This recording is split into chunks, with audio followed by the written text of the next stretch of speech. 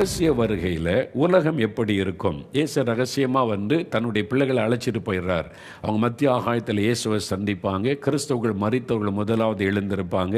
அப்போ உலகத்தில் ஆண்டவருடைய பிள்ளைகள், கர்த்தருடைய பிள்ளைகள் இயேசுவை ஏற்றுக்கொண்டு ஆயத்தமானவங்க இருக்க மாட்டாங்க. கிறிஸ்தவங்க இருப்பாங்க, சில ஊழியக்காரங்க கூட இருப்பாங்க, கைவிடப்பட்டவங்க இருப்பாங்க.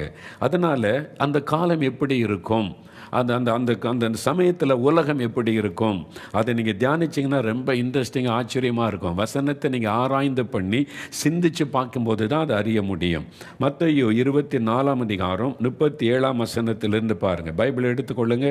மத்தேயு 24 37 வசனத்திலிருந்து 44 வசனம் வரைக்கும் இயேசுடைய ரகசியம் வருகை காலத்தில் உலகம் எப்படி இருக்கும், அதன் பிறகு என்ன சம்பவிக்கும், உலகத்தில் எப்படி காரியம் சம்பவிக்கும் என்பதை கொஞ்சம் நம்ம தியானிக்க போகிறோம். முதலாவது பாருங்க, 37 வசனம், மத்தேயு 24:37 பாருங்க.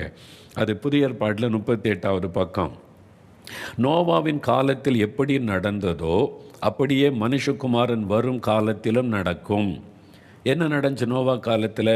எப்படி எனில், ஜலப்பிரளயத்துக்கு முன்னான காலத்தில் நோவா பேழைக்குள் பிரவேசிக்கும் நாள் வரைக்கும் ஜனங்கள் புசித்தும் குடித்தும் பெண் கொண்டும் பெண் கொடுத்தும் ஜலப்பிரளயம் வந்து அனைவரையும் வாரிக்கொண்டு போக மட்டும் உணராமல் இருந்தார்கள்.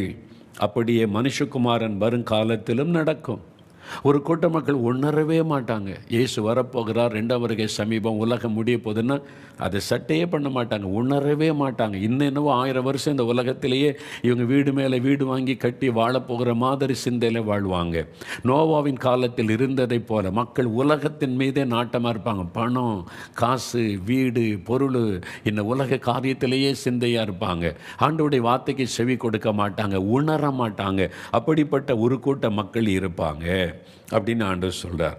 அடுத்து, அப்பொழுது 2 பேர் வயலில் இருப்பார்கள். இப்போ ஆண்டவர் வரும்போது சீக்ரெட் கம்மிங், மத்திய ஆகாயத்திலிருந்து ஆண்டவர் நிற்கும்போது, எக்காலம் தொனிக்கும் போது 2 பேர் வயலில் இருப்பார்கள்.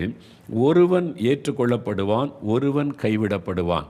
வேலை செஞ்சுட்டு இருப்பாங்க. இது பகல் நேரம் இல்லை, வீட்டில் வேலை செஞ்சு இந்த வயலில் வேலை செய்துக்கிட்டு இருப்பாங்க. ஒருவன் ஏற்றுக்கொள்ளப்படுவான், ஒருவன் கைவிடப்படுவான் அப்படின்னு எழுதப்பட்டிருக்கிறாரு. அடுத்து பாருங்கள், 2 ஸ்திரீகள் இயந்திரம் அரைத்து கொண்டிருப்பார்கள். அரைக்கிறாரு. இந்த மாதிரி திருவல் இதெல்லாம் அரைக்கிற சாயங்காலத்தில் தான் பெண்கள் உட்கார்ந்து இந்த மாவு அரைக்கிறது, இந்த வேலையெல்லாம் செய்வாங்க. அது ஒருத்தி ஏற்றுக்கொள்ளப்படுவாள், ஒருத்தி கைவிடப்படுவாள். இன்னொரு சுவிசேஷத்தில் 2 பேர் படுக்கையில் இருப்பாங்க.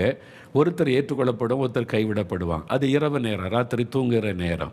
இது பெண்கள் வேலை செய்கிற நேரம், மாலை நேரம். இயந்திரம் அரைத்து இந்த வீட்டு வேலை செய்கிற சாயங்காலத்தில் தான் அந்த மாதிரி வேலையெல்லாம் செய்வாங்க. மாவிடிக்கிறது, இந்த மாதிரி அரைக்கிறது, இந்த வேலைகளை செய்வாங்க. வயலில் இருக்கிறது காலை நேரத்தில், வயலில் போய் பகல் நேரத்தில் வேலை செய்வாங்க. அப்போ பகலில், சாயங்காலம், ராத்திரி. ஏன் அப்படி சொல்லப்பட்டிருக்கு? ஆண்டவர் சொல்கிறாருன்னா, இயேசு வரும்போது உலகம் உருண்டையாக இருக்கிறதுனால சில தேசங்களில் அது பகல் நேரமாக இருக்கும், சில தேசங்களில் அது சாயங்கால நேரமாக இருக்கும், சில தேசங்களில் அது இரவு நேரம் தூங்கி கொண்டு இருப்பாங்க. அப்போ இயேசு வரும்போது ஒரு தேசத்தில் பகல், ஒரு தேசத்தில் சாயங்காலம், ஒரு தேசத்தில் இரவு நேரம். அதைத்தான் ஆண்டவர் குறிப்பிடுகிறார். 2 பேர் வயலில் இருப்பாங்க. ஒருத்தர் ஏற்றுக்கொள்ளப்படுவான், ஒருத்தன் கைவிடப்படுவான். 2 பெண்கள் உட்கார்ந்து திரியல் அரிச்சு கொண்டு இருப்பாங்க. பாருங்க, 2 பேர் எந்திரம் அரைத்து கொண்டு இருப்பாங்க. ஒருத்தி ஏற்றுக்கொள்ளப்படுவாள், ஒருத்தி கைவிடப்படுவாள். 2 பேர் படுக்கையில் தூங்கிட்டு இருப்பாங்க. ஒருத்தர் ஏற்றுக்கொள்ளப்படுவாங்க, ஒருத்தர் கைவிடப்படுவாங்க. அப்போ ஆண்டவர் 2 பேரில் ஒருத்தர் தான் ஏற்றுக்கொள்வாரா? எதற்காக சொல்லப்பட்டு இருக்கிறது? யார் ஏற்றுக்கொள்ளப்படுவா, யார் கைவிடப்படுவா? ரட்சிக்கப்பட்டு பரிசுத்தாவின் அபிஷேகம் பெற்று வருகைக்கு ஆயத்தமாக இருக்கிறவங்க ஏற்றுக்கொள்ளப்படுவாங்க. வருகைக்கு ஆயத்தம் இல்லாதவங்க, கிறிஸ்தவங்களாக இருந்தாலும், பைபிள் வாசிக்கிறவங்களாக இருந்தாலும், ஜெபிக்கிறவங்களாக இருந்தாலும், சர்ச்சுக்கு போகிறவங்களாக இருந்தாலும், ஊழியக்காரராக இருந்தாலும் கூட வருகைக்கு ஆயத்தம் இல்லாதவர்கள் கைவிடப்பட்டு விடுவார்கள். நல்லா அறிந்து கொள்ளுங்க. ஆயத்தமாக இருக்கிறவங்க எடுத்துக்கொள்ளப்படுவாங்க, ஆயத்தம் இல்லாதவங்க கைவிடப்பட்டுருவாங்க, இந்த உலகத்திலேயே இருந்து விடுவார்கள். அப்போது இதை இயேசு சொல்கிறார். இப்போ அடுத்து கவனிங்க, மற்ற 24:42 பாருங்கள். 42 44 நல்ல கவனிங்க வசனம். இயேசு 2ஆம் வருகை பற்றி சொன்ன முக்கியமான காரியம்.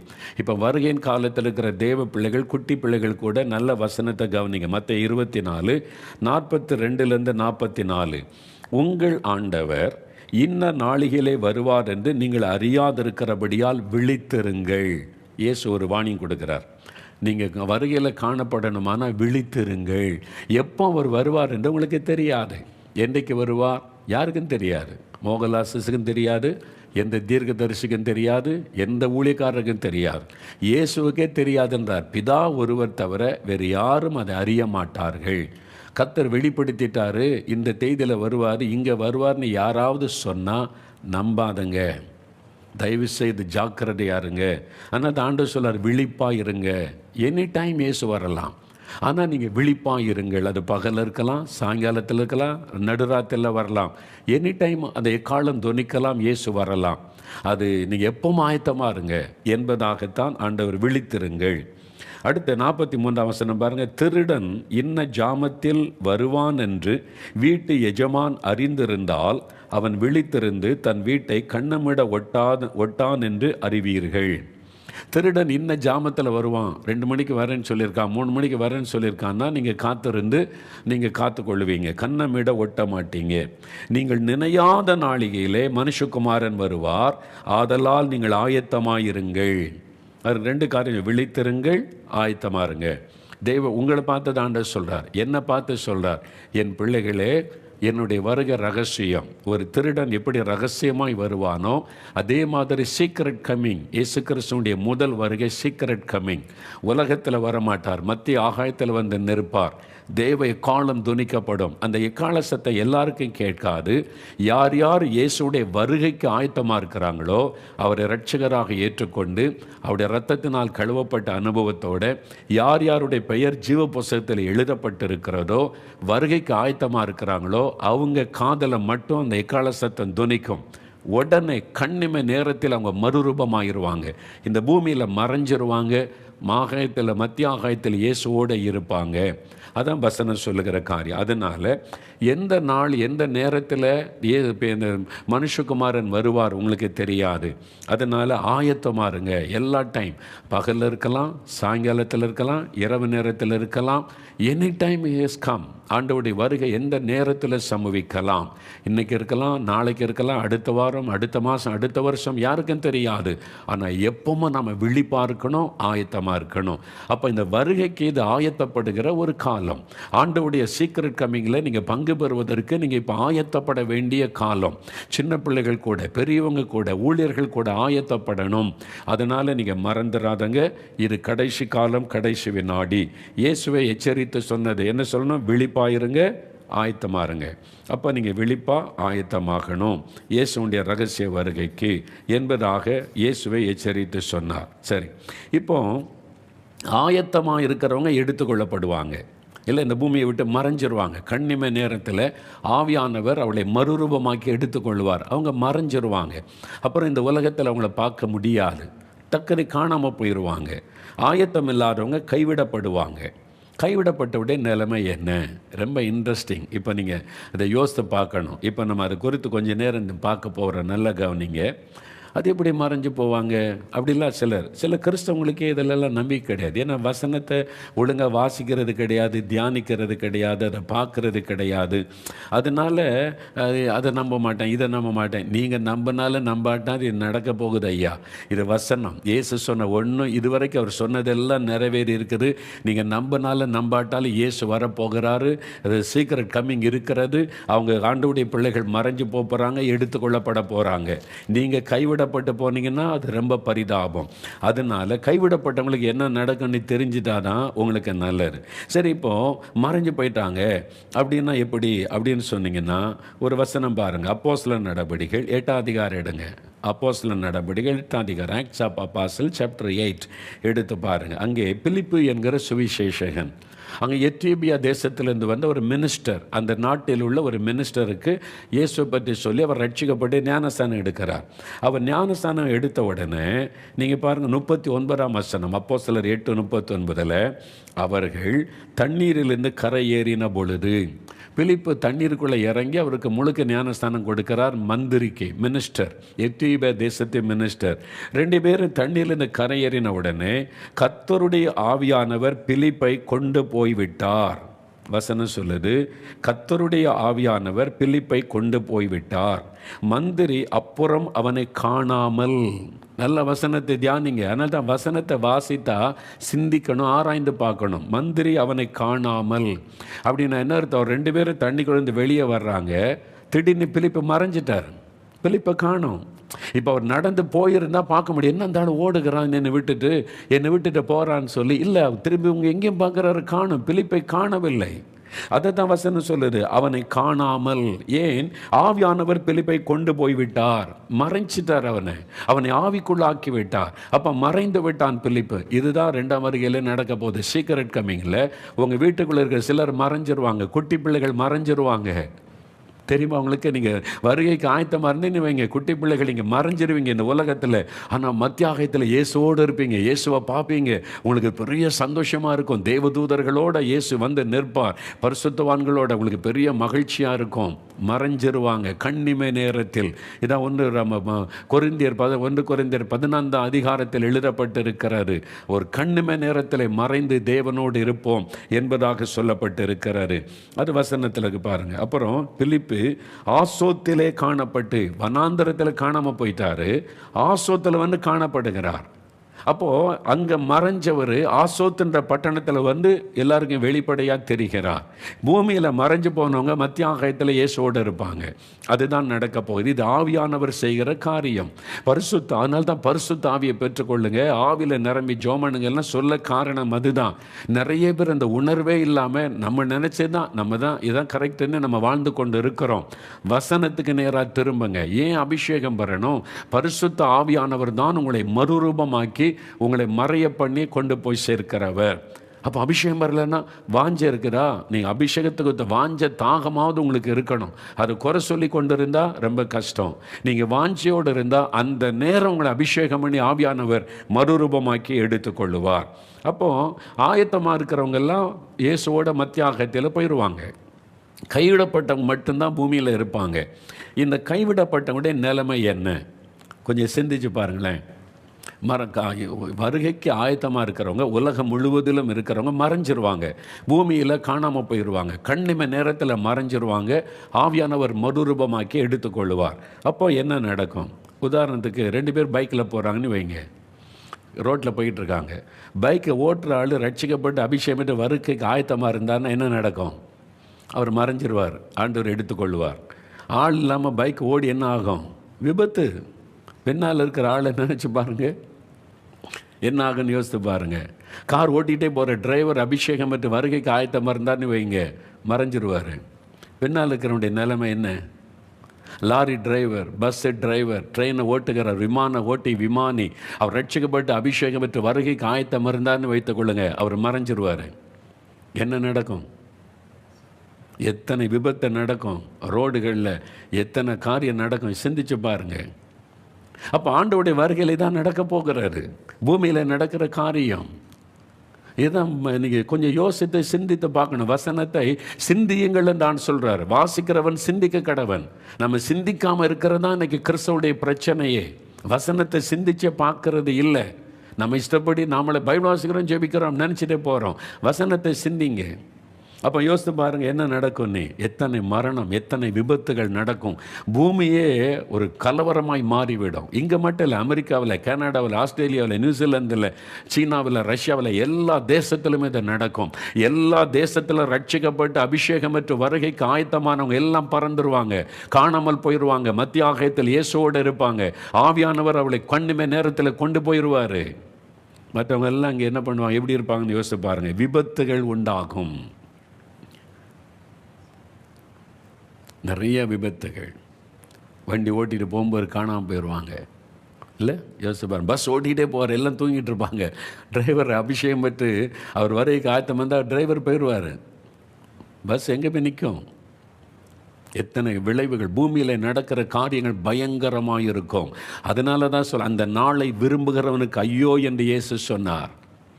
அந்த நாளை விரும்பாதங்க, அந்திகிறிஸ்து ஆட்சியில் பூமியில் இருக்கணும் என்று விரும்பாதங்க, ரகசிய வருகையில் போயிடணும், எப்படியாவது நான் இயேசுடைய ராஜ்யத்தில் போயிடணும். நீங்கள் ஜாக்கிரதையை ஆயத்தப்படணும், இல்லாட்டினா உங்களுடைய நிலைமை பரிதாபம். அறிந்து கொள்ளுங்கள், பயங்கர விபத்துகள் ஏற்படும். அடுத்தது என்ன நடக்கும்னா, உங்கள் வீட்டில் ரட்சிக்கப்பட்ட அபிஷேகம் பெற்றால் காணாமல் போயிடுவாங்க. சின்ன குட்டி பிள்ளைகள் காணாமல் போயிடுவாங்க. எல்லாரும் வீட்டிலையும் தேடுவாங்க, என் பிள்ளைங்க தான் இருந்துச்சு காணுமே, என் மனைவியை காணும், வீட்டில் சமையல் செய்து கொண்டு தான் காணும். கணவர் தேடுவார், இவர் தண்ணி அடிக்கிறாள், இவர் போகலை. தண்ணி அடிக்கிறாள் எப்படி பல்லத்து போக முடியும்? குடிக்கிறாள், சர்ச்சுக்கு போகலாம், காணி கொடுக்கலாம், கல்ற தோட்டத்தில் இடம் இருக்கலாம், பரலோகத்தில் இடம் இருக்குதா? சர்ச்சில் பேர் இருக்கலாம், சங்கம் கொடுத்தேன்னு பேர் இருக்கலாம், ஜீவபுஸ்தகத்தில் பேர் இருக்குதா? நிலைமை பரிதாபம். மனைவி காணாமல் போயிடும், அவங்க பரலோகத்துக்கு போயிடுவாங்க, பிள்ளைகள் போயிடுவாங்க. சில குடும்பத்தில் கணவன் மட்டும் அலைந்து கொண்டிருப்பான், அப்படியே எங்கே மனைவியை காணும், பிள்ளைகளை காணும். யோசித்து பாருங்களேன், அந்த நாளை எப்படி இருக்குன்னு கற்பனை பண்ணி பாருங்கள். ஒவ்வொரு வீட்லேயும் இதை நடக்கும், ஒவ்வொரு தேசத்துலையும் இதை நடக்கும். நிறைய பேர் இயேசுவை ஏற்றுக்கொண்டவங்க எல்லாம் போயிடுவாங்க, மற்றவங்க அழுதுகிட்டே தேடுவாங்க. போலீஸ் ஸ்டேஷனில் போனால் அவ்வளோ பேரும் போயிடுவேன், எங்கள் வீட்டில் 2 பேரை காணும், எங்கள் வீட்டில் 4 பேரை காணும், எங்கள் வீட்டில் அவங்கள காணும், இவங்கள காணும், எல்லாம் தேடுவாங்க.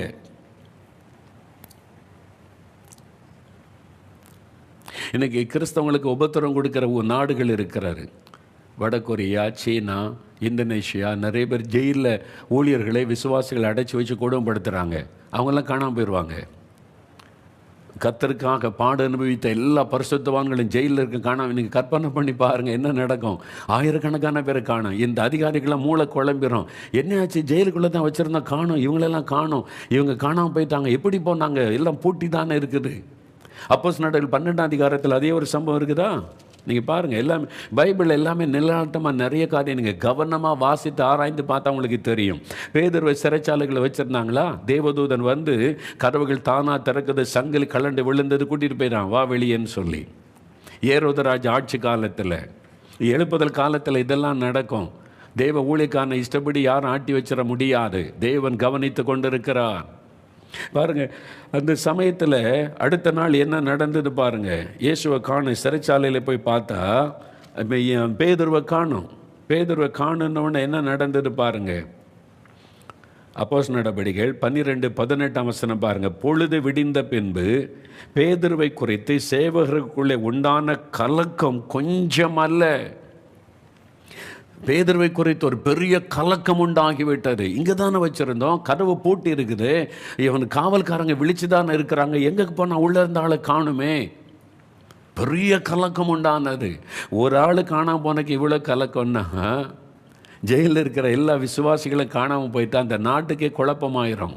பார்லிமெண்ட்டில் அதான் பேசுவாங்க, ஜெயிலில் என்ன நடக்குது, இவங்களை கிறிஸ்தவங்களெல்லாம் நீங்கள் உள்ளே வச்சுருந்தீங்களே, எங்கே போனாங்க, காணும், எப்படி காணாமல் போவாங்க, நீங்கள் கொன்னுட்டீங்களா, கேள்வியெல்லாம் கேட்பாங்க. என்னெல்லாம் நடக்கும் நீ கற்பனை பண்ணி பாருங்கள், ஆராய்ச்சி பண்ணி பாருங்கள். தேடுவாங்க, எல்லாரும் பிள்ளைகளை தேடுவாங்க, மனைவியை தேடுவாங்க. சில மனைவி ரட்சிக்கப்படாமல் இருந்தால் கணவன் ரட்சிக்கப்பட்டிருந்தால் போயிடுவார். இவங்க கணவரை தேடுவாங்க. ஆஃபீஸுக்கு போன கணவர் வரல, ஃபோன் அடிப்பாங்க, என் கணவர் இந்த வீட்டுக்கு வரல. இல்லை, அப்போயே போயிட்டார், அவர் வரலையே, அவர் என்ன பைக்கில் வந்தார், பைக் அங்கே ஆக்சிடெண்ட் ஆகி கிடக்குது, ஆளை காணும். தெருவெல்லாம் ஜனங்க அலைவாங்க, இவரை காணும், அவரை காணும், கணவரை காணும், மனைவி காணும், பிள்ளைகளை காணும். யோசித்து பாருங்கள், போலீஸ் ஸ்டேஷனில் வந்து குமிஞ்சிருவாங்க. அவங்க உட்காந்து யார் யார் காணும், என்ன பாருங்க இவ்வளோ கேஸ் வருது, காணும்னு என்ன நடக்குது, இவங்களாம் என்ன நடக்குது, ஏலியன்ஸ் வந்துட்டாங்களா, அவ்வளோ இப்போ அது ஒரு கற்பனை வருதில்லை, ஏலியன்ஸு வேற்று கிரகத்திலேருந்து வர்றாங்களாம். அப்படி ஒரு ஆட்களே கிடையாதுங்க. பைபிள் தெளிவாக சொல்லுது, மனுஷன் வாழுவதற்கு தேவன் உண்டாக்கினது பூமி மட்டும்தான். மனிதன் எத்தனை கோடி செலவு பண்ணி சூரியனில் நம்ம வந்து சந்திரனில் போய் குடியேறிடலாமா, நம்ம வந்து செவ்வாய்க்கிரகத்தில் குடியேறவே முடியாது, தள்ளி போட்டுருவார் அங்கேருந்து. வசனம் சொல்லுற ஒரு இடத்துல குடியேற முடியாது, பூமி மட்டும்தான் மனுஷர்கள் வாழ தேவ நியமித்த இடம். அறுவர் சொல்லிடுவாங்க கற்பனையாக, ஏலியன்ஸ் வந்து இவங்களெல்லாம் கடத்தி கொண்டு போயிட்டாங்க, அதனால் இப்போ ஆட்களை மிஸ்ஸிங், பல விதமான குழப்பங்கள் இருக்கும். ஒருத்தர் தேடுவாங்க. நீங்கள் போயிடுவீங்களா, உலகத்தில் உட்காந்து தேடிக்கிட்டு இருக்க போகிறீங்களா? நல்ல யோசிங்க ஐயா, சிந்திங்க சகோதரனை, சிந்திங்க. நீ குடிச்சிட்டு சிகரெட்டை ஊற்றிக்கிட்டு கிண்டலாக பேசிக்கிட்டு உட்காந்துருக்கிறீங்கள, ஒரு நாள் வரும், சீக்கிரம் வரப்போகுது. அன்றைக்கு கைவிடப்பட்டு போனீங்கன்னா உங்களுடைய நிலைமை பரிதாபம் என்பதை அறிந்து கொள்ளுங்க. ரட்சிக்கப்பட்ட மனைவியை பரிகாசம் பண்ணுறீங்க, ரட்சிக்கப்பட்ட பிள்ளையை பரிகாசம் பண்ணுறீங்க, ஊழியக்காரனை கேலி பண்ணுறீங்களா, அவங்கெல்லாம் போயிடுவாங்க. நீங்கள் உலகத்தில் தடுமாறி அலைவீங்க. இதை நடக்க போகிறாரு. அடுத்தது என்ன நடக்கும்னு யோசித்து பாருங்களேன். செய்தித்தாளில் என்ன செய்தி வரும், இப்போ என்ன செய்தி வருது, இப்போ தேர்தல் செய்தி வருது, கொரோனா, இந்த தேசத்தில் இத்தனை பேர் செத்தாங்க மறிச்சாங்க வருதில்ல. அடுத்தாவில் செய்தி வரும், இந்தியாவில் இத்தனை பேரை காணவில்லை, தமிழ்நாட்டில் இத்தனை பேரை காணவில்லை, போலீஸ் ஸ்டேஷனில் இத்தனை கேஸ் பதிவாகி இருக்கிறது, குழந்தையை காணலை, மனைவியை காணலன்னு புருஷன் தேடுகிறான், புருஷனை காணனி மனைவி தேடுகிறாள், என் மருமகளை காணனி மாமியார் தேடுறாங்க. சில பாஸ்ட் வந்து நிற்பாங்க, எங்கள் விசுவாசியை காணும். நீங்கள் ஆயத்தம் இல்லைன்னா உங்கள் நிலைமை அப்படி தான். நீங்கள் ஊழியக்காரன் இருக்கிறதுனால அது மட்டும் வச்சுக்கிட்டு போயிட முடியாது, ஆயத்தம். அப்போ வந்து நிற்பாங்க. செய்தித்தாள் என்ன செய்தி வரும், என்ன செய்தி வரும் யோசிச்சு பாருங்கள். நிறைய பேர் காணும், அமெரிக்காவில் காணும், ரஷ்யாவில் காணும், கணக்கெடுத்து நியூஸ் பறந்துக்கிட்டு இருக்கும். நியூஸ் சேனலில் இதுதான் ஸ்பெஷல், எல்லாம் கூட்டமாக உட்காந்து பேசுவாங்க. இப்போ உட்காந்து பேசுகிறாங்கல்ல, கதை அடிக்கிறாங்க பாருங்கள். அதே மாதிரி உட்காந்து எப்படி இவ்வளோ பேர் காணாமல் போனாங்க, அரசாங்கம் என்ன பண்ணுகிறது, காவல்துறை என்ன பண்ணுகிறது, ஒருத்த உட்காந்து பேசுவான், கேள்வி கேட்பான். இப்போ வந்து முதலமைச்சரை கேள்விகள், இந்த பிரதமர் என்ன பண்ணுறாரு, நம்ம நாட்டில் இவ்வளோ பேர் காணாமல் போயிருக்காங்க, யார் கடத்திட்டு போனது, இதுக்கு என்ன விசாரணை கமிஷன் வைக்கிறாங்களா, டிவியில் உட்காந்து பேசிக்கிட்டு இருப்பாங்க. என்ன கைவிடப்பட்டவர்கள். செய்தித்தாளில் என்ன செய்தி வரும், காணாமல் போன எல்லாருமே கிறிஸ்தவங்க. அதான் செய்தி ஹைலைட். யார் யார் காணாமல் போனால் எல்லாருமே கிறிஸ்தவங்க. அவங்க தான் காணாமல் போயிருக்கிறாங்க. இந்த செய்தி தான் உலகத்தை கலங்க பண்ணும். காணாமல் போனோம், ரஷ்யாவில், அமெரிக்காவில், சீனாவில் காணாமல் போன எல்லாருமே கிறிஸ்தவங்க. பைபிள் வாசிக்கிறவன், ஜெபிக்கிறவன், அவங்கள தான் காணும். ஆனால் பல கிறிஸ்தவங்களும் இருக்கிறாங்க பூமியில். ரட்சிக்கப்படாத ஆள் இருக்கான்ல, தேர்தல் சண்டை போடுற ஆள், ஆசீர்வாத தட்டெடுக்கிற ஆள் இருக்கால, பெருமைக்கு உட்கார்ந்துருப்பேன். இன்னைக்கு பெருமை பேசுகிறல்ல சபை ஆளுங்கன்னு கைவிடப்பட்டவன் அந்த லிஸ்ட்டில் உட்கார்ந்துருப்பேன். இன்றைக்கி உனக்கு பரியாசமாக தெரியலாம், ஆண்டோடைய வசனத்தை பேசினா கிண்டலாக தெரியலாம். ஒரு நாள் வரப்போகுது தம்பி, சீக்கிரம் வரப்போகிறார். அவருடைய ரகசிய வருகைக்கு அப்புறம் செய்தி வர, காணாமற் போன எல்லாருமே கிறிஸ்தவங்க. அதே சமயத்தில் நிறைய கிறிஸ்தவங்க இங்கே தான் இருக்கிறாங்க. கணக்கெடுத்து பார்த்தா இந்த கிறிஸ்தவன் இவனும் கிறிஸ்டின் தானே, இவனும் கிறிஸ்டின் தானே, ஆமாம் இவர் கமிட்டி மெம்பரு, இவர் இந்த சபையில் உள்ளவர், இந்த ஆள் அரசியல் பண்ண ஆள், இந்த ஆள் சண்டை போட்ட ஆள், இந்த ஆள் குடிக்கிற ஆள், இந்த ஆள் சபை பணத்தை திருடின ஆள், இந்த ஆள் சபைக்குள்ள அரசியல் பண்ண ஆள், இந்த ஆள் ஓட்டு காசு வாங்கினார்ல அந்த பாஸ்டர் தான் அங்கே இருக்காரு. ஓட்டு காசு வாங்குற கிறிஸ்தவர் பாஸ்டர் நீங்கள் பரலும் போக முடியாது. போயிட முடியுமா நினைக்கிறீங்களா? நீங்கள் ஓட்டுக்கு காசு வாங்கிட்டு ஏமாற்றிட்டு ஒரு சாப பணத்தை கை நீட்டு வாங்கிட்டு நீங்கள் இயேசுடைய ரகசிய வரல போயிடலான்னு நினைக்கிறீங்களா?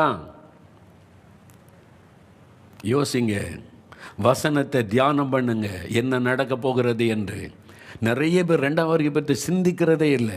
சிந்திச்சா பயம் வந்துடும், நம்மெல்லாம் பரிசுத்தமாயிடும்னு நிறைய பேர் அதுக்கு இடம் கொடுப்பதில்லை. இஷ்டப்படி வாழ நினைப்பான், ஜாலியாக ஆடணும், டான்ஸ் ஆடணும், ஏசுன்னா அப்படி கொண்டாடுங்கன்னு தப்பான காரியத்தை சொல்லி கொண்டு இருக்கிறாங்க. சரியானது இயேசு சொல்லுகிறார். இயேசு சொன்னார், எச்சரிக்கையாருங்க, விழிப்பாருங்க, ஆயத்தமாருங்க, சிந்திங்கன்னு சொன்னவர் இயேசு. இயேசுவின் வார்த்தைக்கு கவனம் செலுத்துங்க. என்னை ஏமாத்துற ஆளுக்கு பின்னால் போனீங்க, ஆயத்தமானவங்களாம் போயிடுவாங்க, நீங்கள் இங்கே தான் இருப்பீங்க. அப்புறம் விசில் அடிச்சுக்கிட்டு இந்த டான்ஸ் ஆடிக்கிட்டு இருப்பீங்க. அந்திகரிசு வருவான், முத்தரையை போடும்படிக்கு வருவான், அறிந்து கொள்ளுங்க. நிறைய கிறிஸ்தவங்களை பேட்டி எடுப்பாங்க. இப்போ பேட்டி யார் எடுப்பாங்க? கிறிஸ்தவங்க தான் காணாமல் போயிட்டாங்க. என்னங்க ஆச்சு, என் கணவர் காணாமல் போயிட்டாருங்க, என் மனைவியை காணுங்க, பிள்ளைகள் காணும் அப்படின்னு என்ன நினைக்கிறீங்க? என்ன நடந்துன்னு தெரிலங்க. ராத்திரி பார்த்து காலையில் எழுமனா என் கணவரை காணும், மனைவியை காணும், பிள்ளைகளை காணும், என்னாச்சுன்னு தெரியலங்க அப்படின்னு. அப்போ எல்லாரும் கிறிஸ்தவங்க சொல்கிறாங்க, இவங்களை காணும் அவங்கள காணும் அப்படின்னா பைபிளில் இருக்குது. இயேசு கிறிஸ்துவோட ரகசிய வருகை. ஒரு ஊழியக்காரன் கத்திக்கிட்டே இருந்தான், ஜெபிக்கலாமாங்க நிகழ்ச்சியில், இயேசு வரப்போகிறாரு ஆயத்தப்படுங்க, ரகசிய வருகை இருக்கிறதுலாம். நான் ஒரு ஊழியக்காரன் கத்தனா, எங்களுக்கு பரிகாசமாக தெரிஞ்சுது, நாங்கள் இதை கேலி பண்ணிட்டு நிர்விசாரமாக இருந்துட்டோம், அவங்களெல்லாம் காணோம், இப்போ தான் தெரியுது, ஐயோ நாங்கள் கைவிடப்பட்டு விட்டோம். நிறைய பேர் அழுதுகிட்டே பேட்டி கொடுப்பீங்க. நீங்கள் அப்படி இருக்க போகிறீங்களா அல்லது வருகையில் காணப்பட போகிறீங்களா? யோசித்து பாருங்கள். நீங்கள் உட்காந்து பேட்டி கொடுக்குற ஆளாக இருக்க போகிறீங்களா? கிறிஸ்தவங்களை தான் பேட்டி எடுப்பாங்க, ஊழியக்காரங்க பாஸ்டர் வந்து பேட்டி எடுப்பாங்க. என்ன பைபிளில் சொல்லியிருக்கிறாமே, இயேசு வரும்போது இப்படி மறைஞ்சிடறோம். ஆமாம், அப்போ நீங்கள் ஏன் மறையலை? என்ன பதில் சொல்லுவீங்க?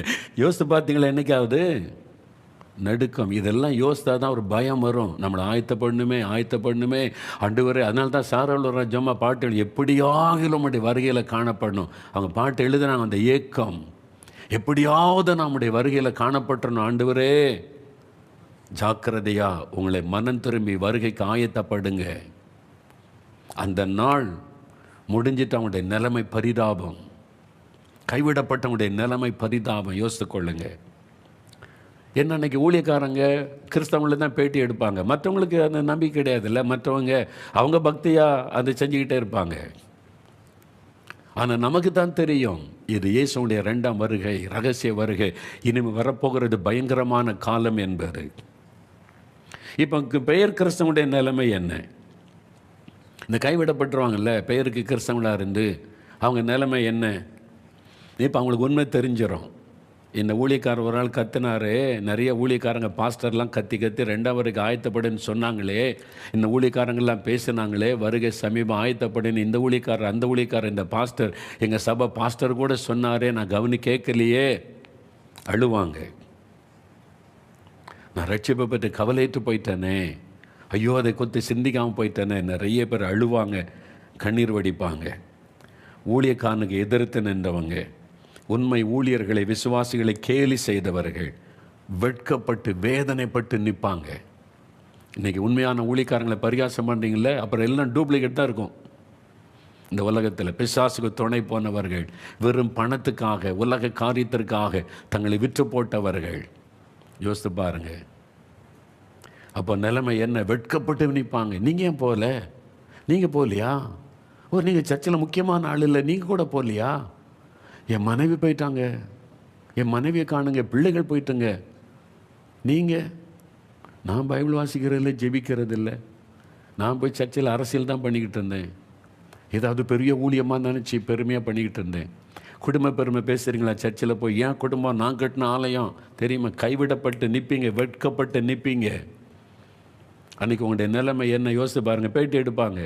உண்மையான கிறிஸ்தவங்கள்லாம் போயிட்டாங்களாமே, அப்போ நீங்கள் கேட்பாங்களே உங்கள்கிட்ட, எந்த மூஞ்சை வச்சு நீங்கள் பேட்டி கொடுப்பீங்க? யோசிங்க. இயேசு சொல்கிறார், வாசிக்கிறவன் சிந்திக்க கடவன். இன்னைக்காவது சிந்திங்க, வருகை குறித்து சிந்திங்க, வருகையில் என்ன நடக்கும் என்பதை சிந்திங்க. சிந்திக்கிற கிறிஸ்தவளாக இருங்க. அது மாத்திரம் இல்லை,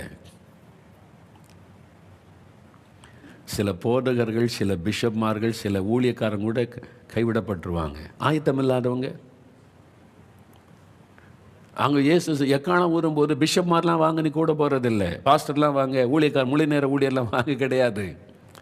ஆயத்தமாக இருக்கிறவங்க தான் போக முடியும்.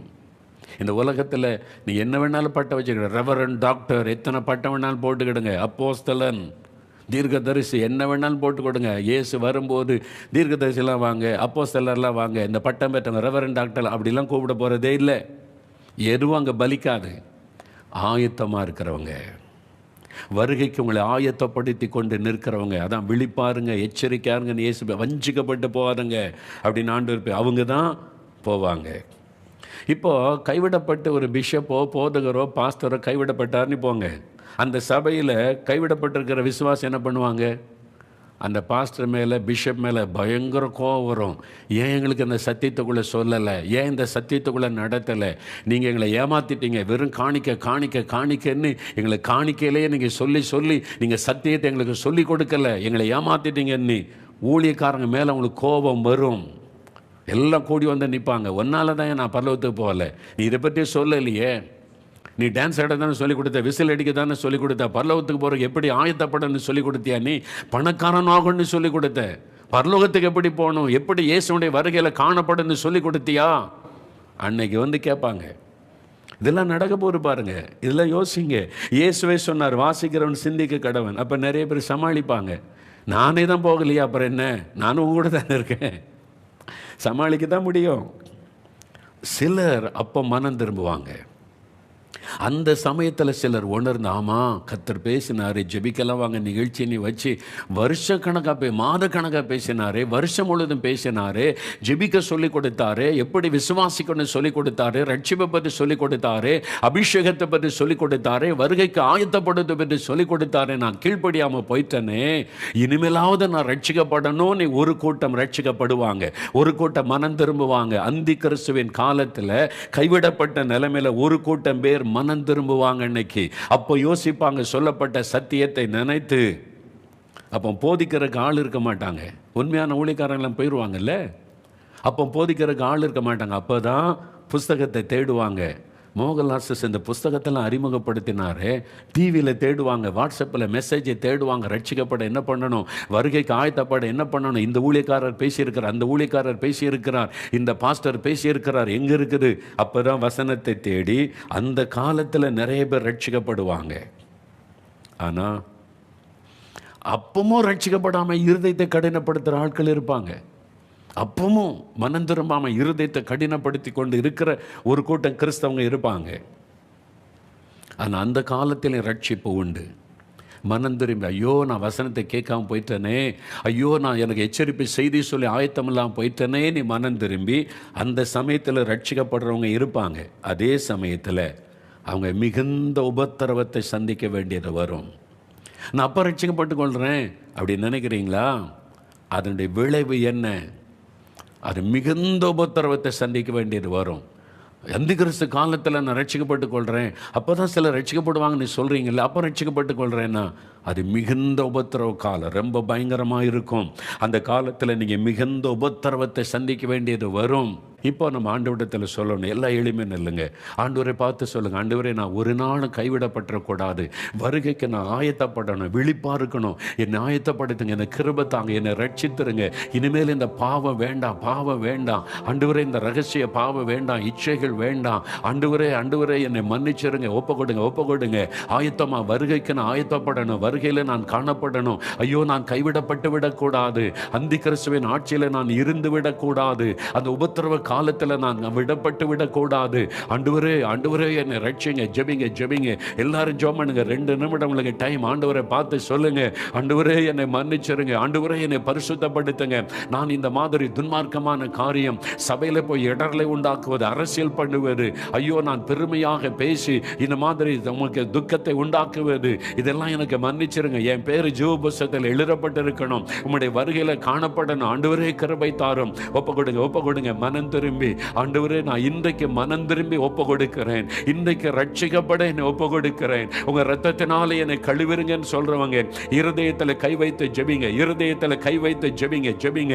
இயேசுவே என்னை மன்னியும், இயேசுவே நான் ரட்சிக்கப்படணும், இயேசுவே உங்க ரத்தத்தினால் என் இருதயத்தை கழுவும், உம்முடைய வருகையில் நான் காணப்படணும். ஆண்டவரே எக்காலம் துணிக்கும் பொழுது நான் மறுரூபமாகி மத்திய ஆகாயத்துலமை சந்திக்கணும். அதற்கு என்னை ஒப்பு கொடுக்கிறேன். என்னை ஆயத்தப்படுத்தும், என்னை பரிசுத்தப்படுத்தும், என் அக்கிரமங்கள் மீறுதல்கள் பாவங்களை மன்னியும். ஆண்டவரே நான் எச்சரிக்கையா இருக்கணுமே, விழிப்பா இருக்கணுமே, உம்முடைய வருகையில காணப்படணுமே. கிருபை தாங்க என்னை ஒப்பு கொடுக்கிறேன். ஆண்டவரே தகப்பனே, யார் இருதயத்தில் கை வைத்து ஆண்டவரே உம்முடைய வருகையில நான் காணப்படணுமே, வருகையில நான் எடுத்துக்கொள்ளப்படணுமே, நான் கைவிடப்பட்டு விடக் கூடாது. ஆண்டவரே உம்முடைய ரத்தத்தினாலே என்னை கழுவும், உம்முடைய ஆவியினாலே என்னை நிரப்பும், என்னை பரிசுத்தப்படுத்தும், வருகைக்கு என்னை ஆயத்தப்படுத்தும் என்று யார் ஜெபிக்கிறாங்களோ அந்த ஆத்துமாக்களை தொடும், அந்த சகோதரனை தொடும், அந்த சகோதரியை தொடும், அந்த தாயாரை தகப்பன்மாரை தொடும், அந்த வாலிப தம்பியை தொடும், இந்த வாலிப மகளை தொடும். ஒருவராவது கைவிடப்பட்டு விடக் கூடாது.